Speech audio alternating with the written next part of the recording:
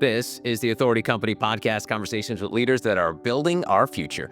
Hola, I'm Joe Pardavila, and today I've got John Spencer Taylor, the author of Change the Box. Now, John is a tech CEO, runs a very successful technology company, but he wrote this book about how small changes can make big impacts, and he is speaking my language. He is singing my song. So we're going to get into the inspiration for the book, talk about, of course, AI and what it means to change the box.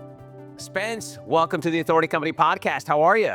Hey, good. How are you? Thanks for having me. You're very welcome. I am fantastic. And Spence, I've been working in business podcasts for like 5 years. So I've gotten used to the acronyms and the cliches and the tired phrases.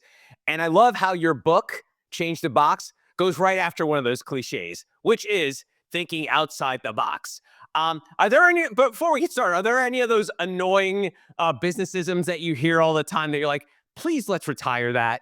I'm done with circle back and synergy, and I think there's enough internet memes that I'm not alone in that. So, just let's get rid of them all. Good. So when you change the box, obviously, we kind of know where you're going, but let's get to the why of changing the box, because we all know that I think especially now, since technology and the access of information we have within the touch of our fingers, that all of this stuff just can get recycled and regurgitated till it's ad nauseum. And we kind of started this conversation by how nauseous we are about it. But why was it important for you to change the box? I think there's too often people say, "Oh, if we're going to innovate, we truly have to just throw everything away," or you come into a problem, a challenge, and you say, "This isn't working, so it's all bad." Throw the baby out with the bathwater. And, as a corporate philosophy, as a way of acting, myself and my co-founders, we just said, look, usually when you walk into a problem, whatever in the solution space has been happening, some amount of that is working. And we ought to take just a second, to figure out what that was. And we take the rest of the hour figuring out what we need to do different. But when you just reset everything back to zero, you don't ever get back to 100%. So if you want to get to 100%, you've got to leave a certain amount on the table to work with. And you come from the world of technology. You founder of BrainGu, which is, boy, here, speaking of acronyms here, John, DevSpecOps platform. What the hell does that mean? DevSecOps, so it's the development, security, and operations all smashed together because, man, you just couldn't have enough of one. You got to have all three. It's the Neapolitan ice cream of the technology space. And, we're just trying to make it easier for people to build software in a secure way and deliver that in a highly regulated industry. That's usually not fun. That's usually something where everything gets thrown out. I think lots of people are familiar with these IT projects that fail. They lose you data. They take 15 years. And we just thought there's got to be a better way. So we're trying to help the people who do that every day be more successful at it. And in the terms of technology, I know it can be said that if you work in tech, there is a check the box culture to it, because we have to keep track of tasks and projects and all that jazz. As a leader, how do you bring in like EQ and soft skills in a world that is heavily tied into checking these boxes? Because I often say, when you have a check the box culture, you don't have a culture, because basically people are just going through the motions. So how do you integrate those two? Because I know in your world, those boxes that are unchecked can be incredibly dangerous. So I don't want to take that lightly, but how do you marry those two concepts? Yeah, you've got to, especially again in highly regulated industry, you've got to take those box checks very seriously, but they're not the whole story. And we're not just checking the box to check the box. The technology isn't for the computers, it's for people, right? So we spend a lot of time and energy looking at, in our performance, three facets, one of which is execution. And that's, the technology piece, the nerdy stuff.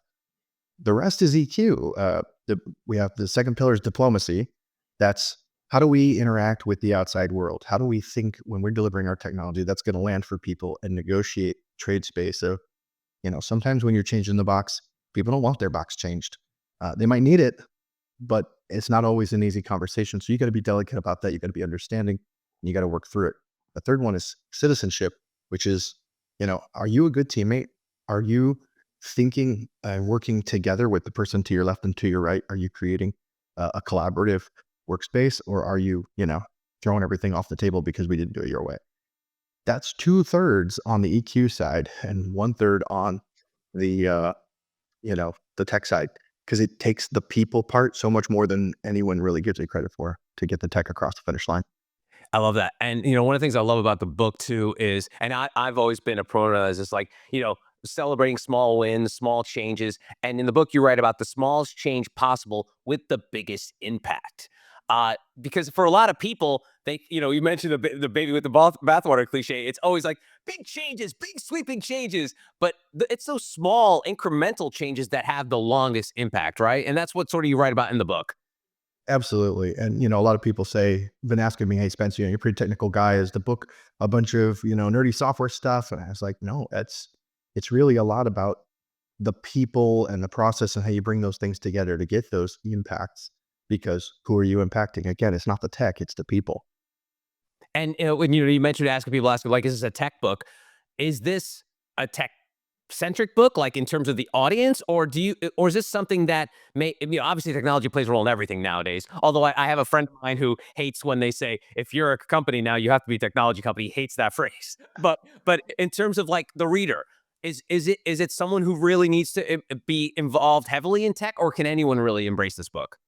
I think anyone can. A lot of the stories that we tell have some technology pieces to them, but you don't have to be a technology person. That's just, we're anchoring some of the anecdotes in our experience, which is technical. But really, anybody who's trying to innovate, um, there's an audience for that here in the book. And we try very hard not to go into any of the deep tech. It's just, it's the background canvas that I'm painting on. Uh, it doesn't have to be for every reader. Oh, cool.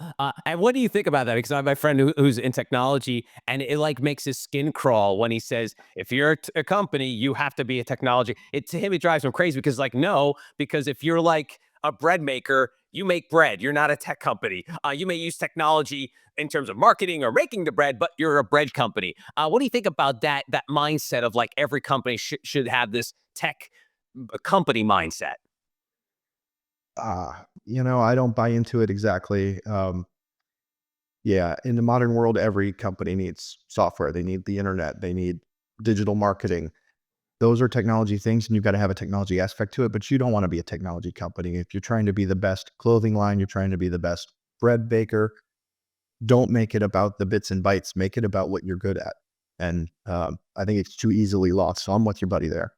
Yeah, cool. In the book, you talk about don't fight gravity in evaluating solutions. So, okay, it's a great line because it's one of those things where we get it. Like just by those the few simple words, don't fight gravity. But what do you mean by fighting gravity when it comes to solutions?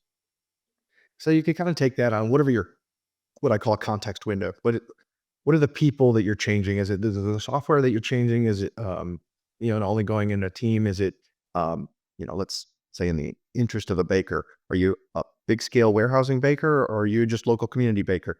Whatever that is, if you want to change out that bread, how many people is it going to impact and what are they buying like crazy? If you're going to make that change and everyone's like, hey, I don't want raisins in my cinnamon toast, and you put raisins in there, you're probably fighting gravity, right? It might be fun, it might be creative, it might be like all the best bakers are doing it, but you're not going to win in the you create the impact you want with that group. So when I say don't fight gravity, it's like take a look around. What's pulling down on everything in your solution space, and don't fight it. Let that be a part of what you don't change on the box. Hmm. And speaking of changes, let's talk culture here because one of the things that I often say about mankind is we are incredible at overcorrection. We don't only correct, we overcorrect till something is dead. And I'm going to tie this into technology and culture with the pandemic. If you recall, John, was not too long ago. Even though it was funny, I was talking to my wife a few days ago because like there was like a scene in a movie or something where someone was wearing a mask. I'm like, do you remember that? It seems like 1,000 years ago, but it's 5 years ago. But what happened 5 years ago was most technology leaders were like, we are a 100% remote company. Everybody can work from anywhere in the world. And then that was great during the pandemic, and then all of a sudden, these and this is the way I look at it. All these CEOs and leaders looked around their multi-million-dollar headquarters, are like, yes, it's really empty in here. We should probably have some people inside of this building. And then all of a sudden, we are now a 100% in office workforce. So the whiplash goes over pretty quickly. So tell me about that change in your industry, and obviously in a lot of industries when it came to remote work. But technology, the tech industries really, really embraced that.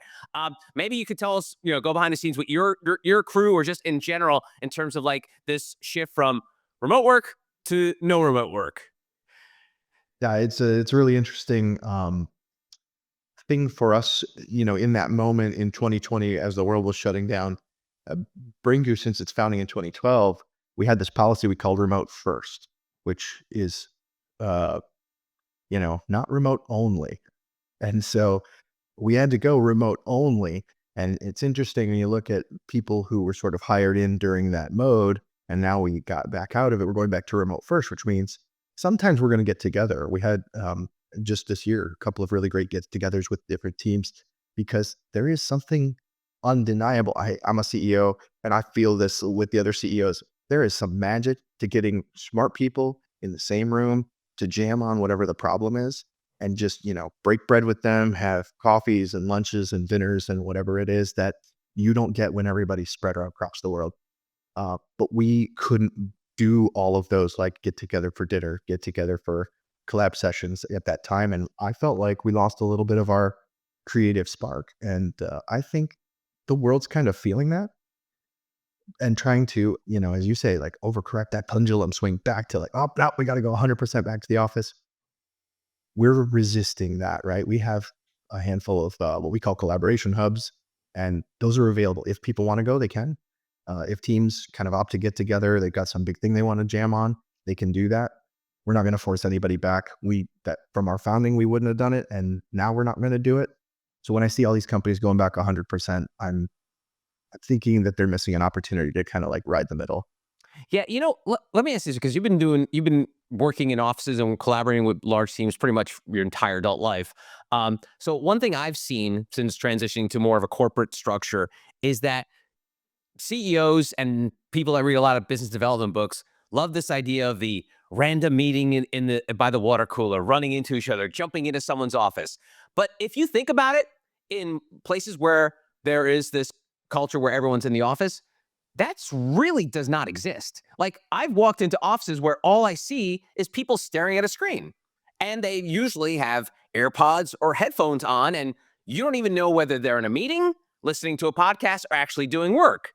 So this has always been sort of a thing I've gotten a high horse over the last couple of years, is the fact that, yes, the idea of having everyone work in an office is great, but the fact that we're so married to the technologies we work with, it almost seems like, what's the point of them all being sales if all the person is going to do is just be staring at a screen, not looking up, and maybe randomly running into someone at the bathroom or the water cooler or coffee machine. So tell me about that. Like, maybe it's something you guys do, because to me, I find that fascinating. Like, in terms of, yes, the idea, to me, I've always been a people person, so I love being able to run into people. But I'll even find this going into offices where I'm like, I'd love to say hi to someone, but I don't even know if I can, Spence, because they look like they're really into something, or they're maybe on a Zoom call. So what do you say to that? You've got to be intentional. If you want to have that community experience that was maybe somewhat more natural 5, 10 years ago, before we had all the Zoom meetings, uh, you know, you've got to curate it. And so if that's let's literally put a hold on everyone's calendar for 90 minutes at the middle of the day and say, we're bringing in lunch, get your lunch in, or order in by 11. And hey, from noon to whatever, you don't have to come. You can just grab the sandwich and go, or whatever it is, but you're welcome. And in our spaces, we have communal tables and the kinds of things where it's like, I'm going to go and sit there. I'm not going to schedule another meeting. I'm going to sit there myself and eat my lunch. And if someone else wants to join me, then I would love for that opportunity to take place. I'm not going to force anybody. And usually what happens is, unless there's something crazy going on, everybody loves to like have that moment, but you got to start by showing that it's okay, and you got to participate in it, because you got to practice what you preach. Yeah, I love that word intentional too, because I think because the other lever of that, there's remote all in office, and then there's the hybrid model. And I feel the one thing that people are missing with the hybrid model is that intentionality, because they will just see it as, okay, hybrid means you come into the office 2 days a week.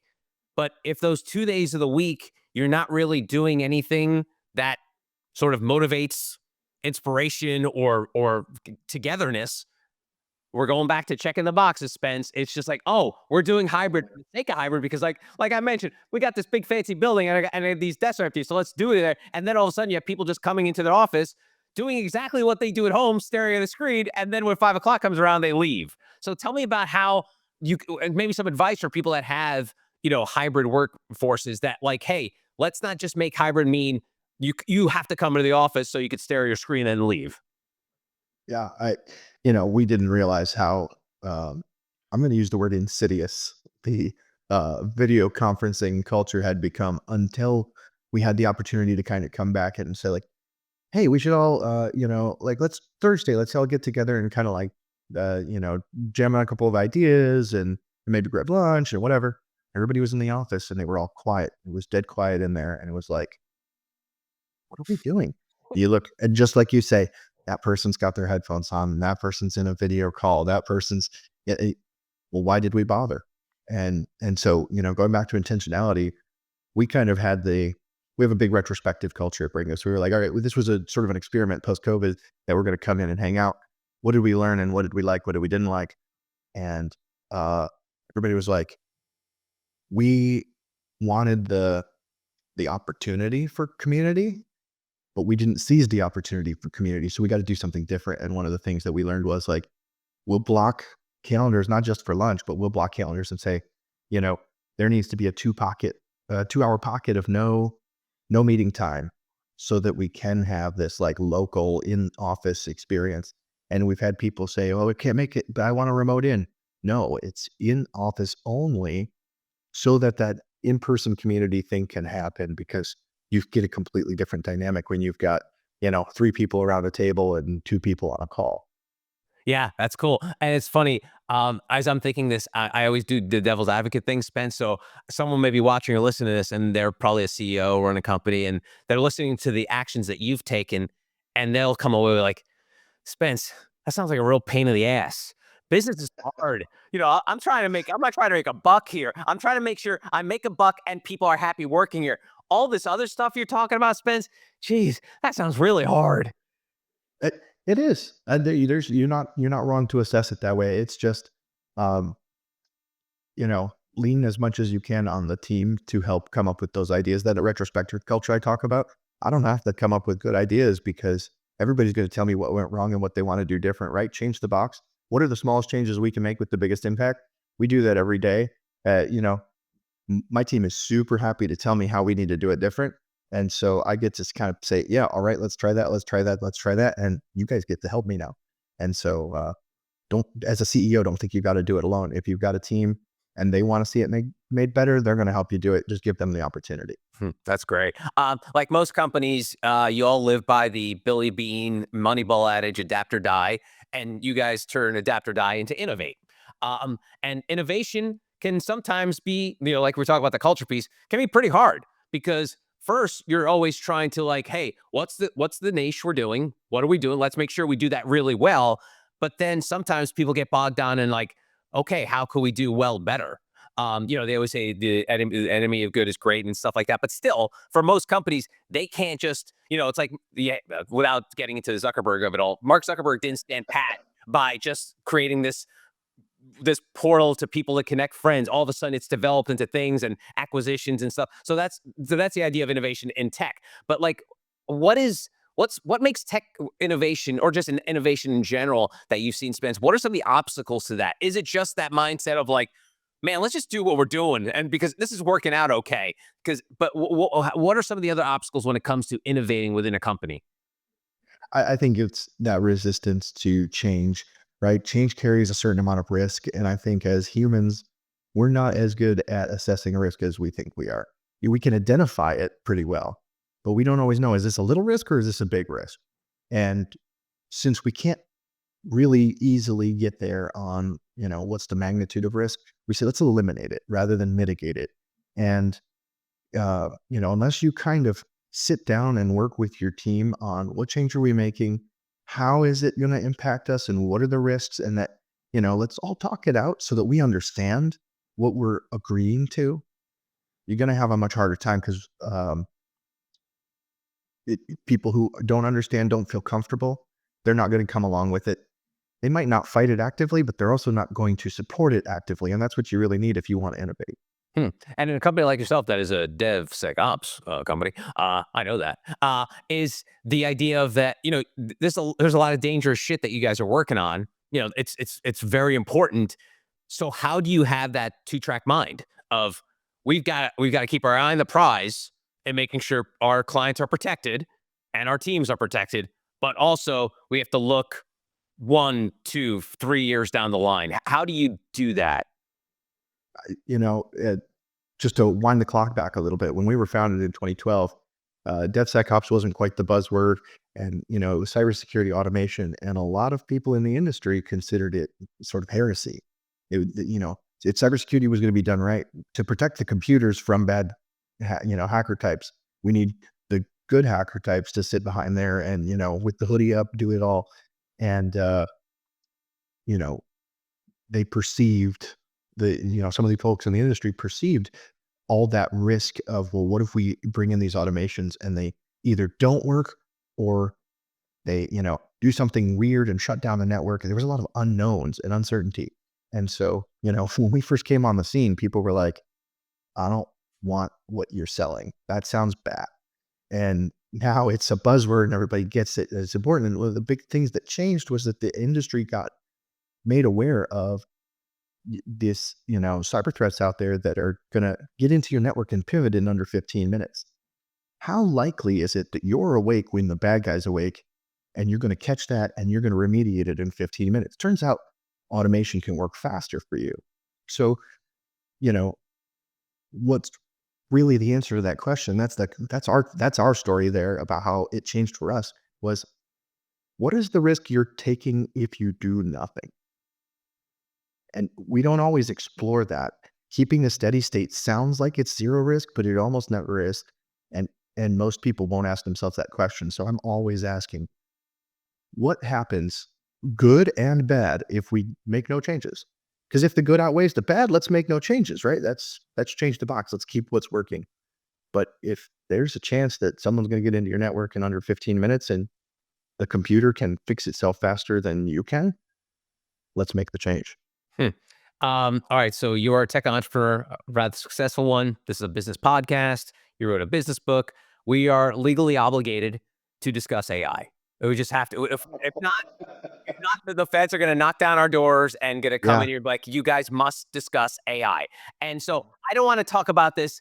What's the future of AI look like? All this, but I want to talk about in terms of just those two letters, because as much as it's become this big hype word since ChatGPT a year plus ago came out, I have to keep reminding people that artificial intelligence has been around forever. And if you think about it, an algorithm is artificial intelligence. Amazon telling you 5 years ago what to buy is artificial intelligence. Google giving you ideas for searches is artificial intelligence. So I don't know. So tell me about how you embrace this idea, because since it's been around forever, and then all of a sudden everyone wants to talk. I'm sure every party you went to over the last 6 months, John, when you when you were with somebody else, they were saying, "Hey, let's talk about this AI thing. Oh, DeepSeek. How about China, huh?" But like in terms of the fact that AI has always been here, it's changed. Obviously, it's now more user friendly. It's more public facing, but it's always here, and it probably plays a huge part in your company since day one. Yeah, absolutely. I mean, artificial intelligence, and when you think about it more algorithmically, folks might call it machine learning, but the reality is, why it's public discourse is just as you said. It got more user friendly. Someone figured out how to put it into the hands of the everyman, and that is great. I mean, it's really amazing. Um, we've been working. You have these folks with these great comp sci degrees and self-taught backgrounds in wicked mathematics and all those kinds of things that work at BrainGu. And those folks have been leveraging this stuff and gaining a lot of great value out of it for years. But it's never been simple for anybody to, just punch up the website and get something cool out of it. So Uh, like what I think in business is, again, kind of like what we talked about for the book. People are like, well, that AI, it sounds like it's tech, and that I'm not really a tech person. Don't think that way, right? It's a tool. If you're not afraid of having a laptop and an email and Microsoft Excel, don't be afraid of having AI, because that's going to be one more tool in your toolkit to work faster, work smarter. And um, just like any of us who were around when, you know, laptops were a thing that became commonplace, and it wasn't just stuck to our desk, and we could travel with it. And, pre and post mobile phones, uh, you know, we have to adapt or die, right? And so AI is one of those things. Start using it now. It might not be the best. You might not be able to use it in your everyday workflow, but by the time it is 100% ready to do everything for you, you do not want to be just getting started. You want to already have it kind of like an idea of where it can help you every day. Yeah, that's good stuff. It's funny with the AI in terms of like business and like real life, because I think, as you know, sometimes Spence, like the acronyms and words people use in business speak, like regular people, like, what are you even talking about? It's all like gobbledygook. And what I find funny about the AI thing is, like, a year ago or so, there was like a survey and they asked people, about these products. What do you think about a product that says it's AI enabled? And I think it was like a downgrade to people. Like, people were so turned off by the idea that this product that they were being surveyed on was AI enabled. I think it was like they were less likely to buy something. They said it was AI because, again, regular people are like, yeah, I don't even know what any of that means. Like, I know it's like Chat GPT and stuff like that, but it means nothing to me. So how do you marry that in the business world? Because I talk to people in the VC and startup world, and they say all the time, if AI is not like within the first few words of your pitch, companies don't, investors want nothing to do with it. But then you go into the real world and, like, yeah, yeah, yeah. I don't care. That doesn't matter. So how do you marry those two within the consumer and the creator? Yeah. You know, on the creator side, we do sometimes fall in love with our technologies, and we can be myopic and think that is the value proposition, is like, I thought this was super cool. And so everyone's going to think this is super cool. And then what you have to do is step back from a consumer side. What is the value proposition? Yeah, it's got AI, but why do I care? You know? Um, so if the thing as an end user is, I'm going to get my responses faster. Maybe something was going to take 24 to 48 hours to process, and now I can get it in 24 to 48 minutes. Well, that sounds great, at the same cost, or even some people would be willing to pay a premium for that expedited service. You don't have to say anything about it's done with AI, because that, what does it matter? I get that it matters to the investors, and they're saying, you know, the business case for this is, oh, you can do this with less humans, you can do it faster, you can probably scale better. Like, great, make that clear in your pitch deck. But that isn't what you put on the website for the customer. Awesome. Good stuff. All right. So let's wrap this up talking about mindset and the book. How can people apply? Yeah, obviously start with the book, get the book and read it. But how can people, what are the first steps people can take when it comes to changing the mindset of changing the box?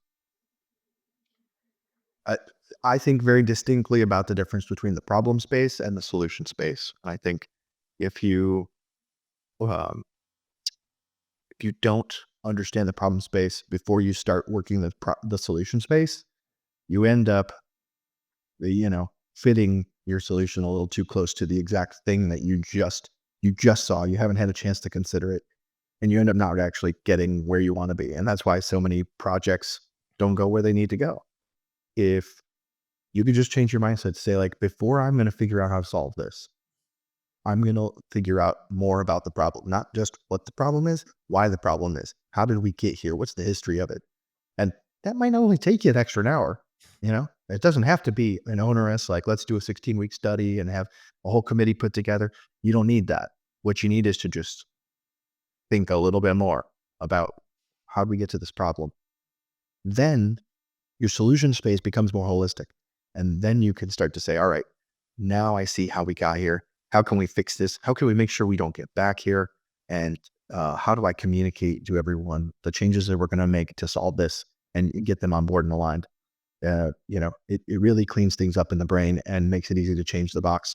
It's smallest change, biggest impact.